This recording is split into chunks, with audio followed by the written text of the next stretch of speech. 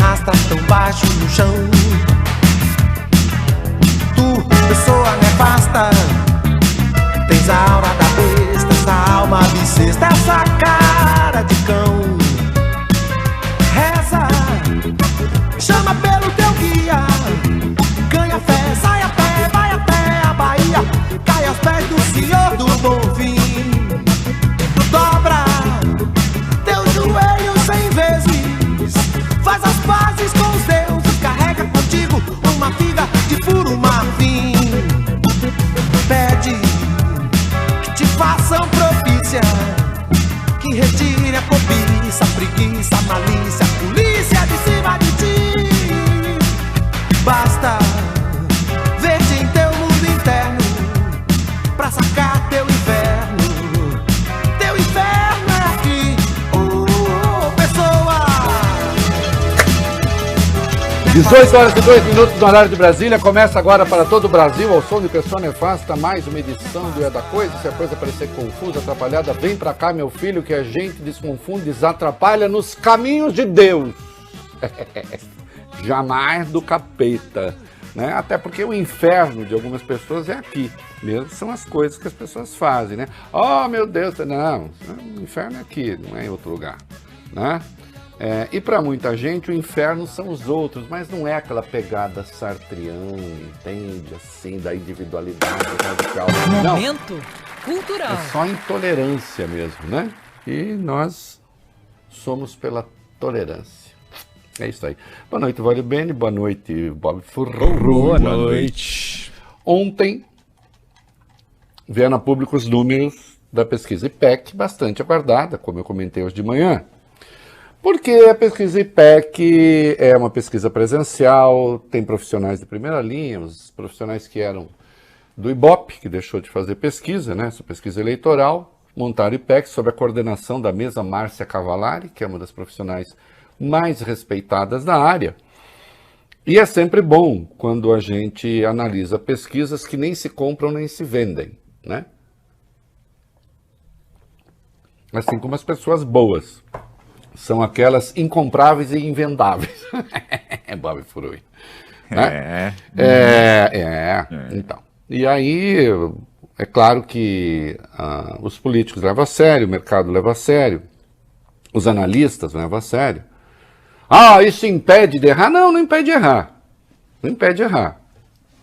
Mas se tem a certeza de que se publica aquilo que se encontra, né? Em vez de se encontrar aquilo que se encomenda. Entenderam? Então, é por isso que a pesquisa é levada a sério. E eu já comentei hoje alguns dados aqui, agora com mais dados, vou fazer aqui uma síntese, meninos, que eu tentarei ser rápido, porque os cortes da pesquisa, os dados ali parciais da pesquisa que me interessam muito. Bom, só para lembrar, então, o Lula aparece com 44% dos votos, Jair Bolsonaro com 32%, Ciro Gomes com 6%, Simone Tebet com 2%, Vera Lúcia com 1%, brancos e nulos 8%, não sabe, não responderam 7%. Margem de erro de 2 pontos percentuais para mais ou para menos. Pesquisa devidamente registrada no TSE, ouvindo 2.000 pessoas com intervalo de confiança de 95%. Isto é, feita a mesma pesquisa com os mesmos critérios, 100 vezes e 95% se encontraria um resultado dentro da margem de erro. Entenderam o que é o intervalo de confiança? Sim. Né? Muito bem. Portanto, Lula tem 44, a soma dos seus adversários 41, votos válidos 52 para Lula, 37 para Bolsonaro. É muito provável que se a eleição fosse hoje, né, o Lula seria eleito no primeiro turno. Ah, mas está dentro da margem de erro. Sim, mas existem aqueles que são os indecisos, que também vão se distribuir, parte vai para o Lula também, né? Então, muito provavelmente, sim, seria eleito no primeiro turno, e nós estamos no meio de agosto. É por isso que a pesquisa é excelente para o Lula e é péssima para Jair Bolsonaro. Nós estamos no meio de agosto e o Lula ainda pode ser eleito no primeiro turno, né? E uma pesquisa feita depois que os benefícios sociais já começaram a chegar. Uma pesquisa feita depois que a PEC do ICMS já está produzindo efeitos com a queda, por exemplo, dos combustíveis. Mas, como nós sabemos, o preço dos combustíveis contribui para provocar ali a tal da deflação, né? Uma redução de preço, só que uma redução de preço que não chegou aos alimentos. Por exemplo, se você resolver beber 1 litro de gasolina, está mais barato que 1 litro de leite. Verdade. Só que você não deve beber 1 litro de gasolina, porque você vai morrer. Não, por favor, não. Tá? Assim como muitas pessoas morrem porque não bebem leite, nada de leite. Nem de outras proteínas, cálcio, etc. Né?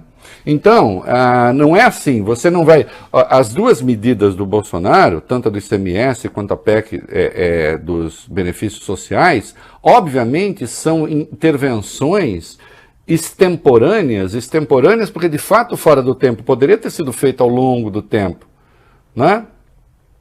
No processo que inclusive vai criando alguns desajustes nos preços da economia.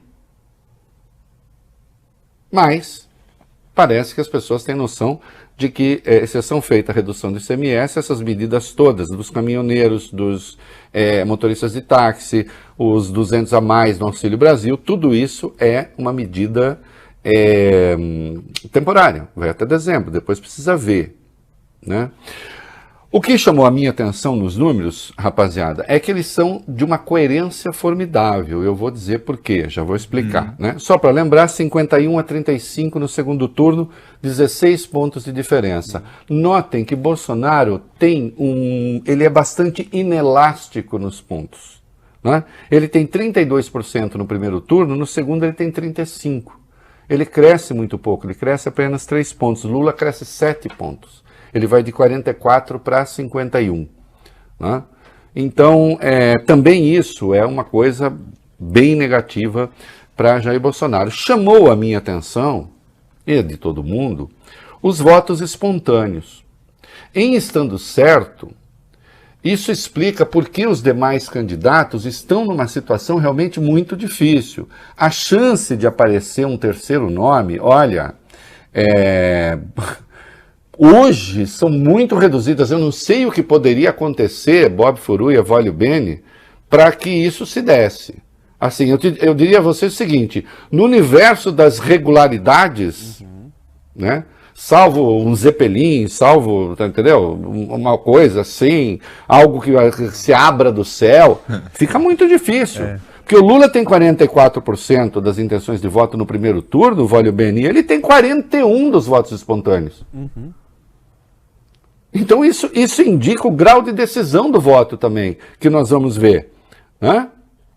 O Bolsonaro tem 32% na estimulada e tem 30% no espontâneo. Então nós temos 71% que já dizem de cara em quem vão votar.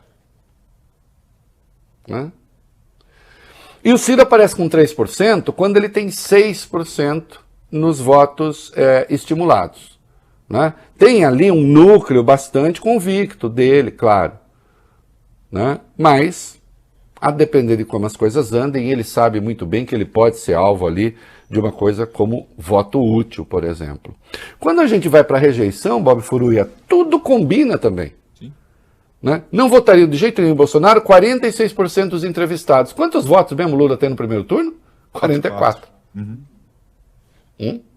Que, portanto, entende, né, Vai Bene? Tá, vê como está espelhado. É assim, eu voto do Lula e rejeito o Bolsonaro. São os dois que existem na eleição, com a devida vênia. Né? E o Lula aparece com 33% de rejeição. Quantos mesmo votam no Bolsonaro? 32. Notaram? Assim, é um movimento de espelho. Claro, com o Lula muito à frente. Né? Aí quando você vai para avaliação de governo, olha que coisa, 43% dos entrevistados avaliam o governo Bolsonaro como ruim ou péssimo. Quanto mesmo Lula tem no primeiro turno? 44%. É verdade. De novo, tá ali. Né? E para 29%, pode ser considerado ótimo ou bom. Jair Bolsonaro tem 32%, está na margem de erro. Se a gente fosse comparar esses números. Então, claro, e tem gente que nem acha o governo ótimo ou bom, mas vota nele. Um pedacico só. Né? E aí, portanto, quando você pergunta, você está decidido? Né? 77% dos eleitores estão absolutamente decididos. E os mais decididos? Os de Lula e Bolsonaro, com quanto? com 82% que não vão, dizem que não vão votar em outro candidato. Então aqui você tem uma situação muito, muito confortável para o Lula, sim. Insisto, porque a pesquisa vem depois que as PECs começaram já a ter seus efeitos. 12 pontos no primeiro turno, 16 pontos no segundo turno, a convicção do eleitorado, o voto espontâneo altíssimo. E, olha, o que está aqui sugere que os demais candidatos podem esperar um milagre e ninguém, olha, vai bem, eu vou falar para você, se a pessoa quer esperar milagre, para mim, como dizia meu querido Jô Soares, se esse copo falar, oi Reinaldo, boa noite, eu digo, boa noite copo, e eu vou falar, copo não fala. Acabou de falar. Em tese não fala. Né? Não diz, oi rei, tudo bem? Não. Né? Não sei, pode ser delírio meu, né? E o copo não está falando. A menos que aconteça alguma coisa formidável, é isso aqui. E é esse o embate. Né? O que deixa, muitas vezes, as pessoas meio fora do controle, ficam nervosas, mas, bom, é o que temos. Né? E é o que o eleitorado está percebendo. E, finalmente, sempre tome muito cuidado, porque, insisto, voltando ao começo da conversa, né, é preciso pensar em pesquisas que nem se compram nem se vendem. Pesquisa de verdade. O mercado tá todo assim, trequem aqui, trequem para lá, porque não precisa registrar, e fofoca, e não sei o quê. E aquele ministro hortelão, né, porque tem um ministro hortelão, você sabia que acabamos de passar... Aí vai o cara e diz, lá no Palácio, eu gosto, e algumas colunas de notas, que eu chamo estilo cocô de pato, que é aquela...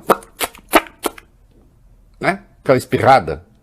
O cocô de cabrito também. Né? Porque o cara é incapaz de escrever um parágrafo, então dá aquele cocôzinho de cabrito, aquelas bolotinhas de texto. Lá no Palácio, estou muito animado com o trekking que chegou e o Bolsonaro acabou de passar o Lula, mas não podemos divulgar porque o TSE não deixa. Quer dizer que não vai passar? Não sei. Só estou dizendo que os números não estão bons para o Bolsonaro. E quem quer acreditar em conversa com cocô de cabrito, que acredite. Não, os números não são definitivos, isso não significa que o Lula já venceu a eleição, não significa nada. Este é o corte de hoje. E a campanha no rádio e na TV começa dia 26. A campanha eleitoral nas ruas começou hoje. Então tem muita coisa para rolar.